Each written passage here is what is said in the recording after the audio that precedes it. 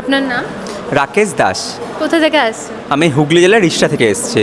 আজকের offline class করে কেমন লাগছে? আজকে যেহেতু আমার প্রথম দিন, আমার বরাবরই আমি অফলাইনে বিশ্বাসী অনলাইনে থেকে। আমার মনে হয় অফলাইনে চাক্ষুষ প্রত্যক্ষে স্যার টিচার স্টুডেন্টের ভালো যোগাযোগ স্থাপিত হয়, নিজের যা যা ভুল ত্রুটি আছে সেটা শুধরে নিতে পারি। তারপরে আমার সামনে আরও 5জন ছেলে মেয়ে থাকবে, তাদের সামনে কীভাবে নিজে রিপ্রেজেন্ট করছে সেটা জানা যাবে। তারপর নিজের ভয় জড়তা অনেকটা কেটে যাবে। এর জন্যই আমি এখানে বিএসএসআই এই এডুকেশন সেন্টারে এসেছি। অফলাইন ক্লাসটা করে কেমন লাগলো? অফলাইন ক্লাসটা আমার অবশ্যই খুব ভালো লেগেছে।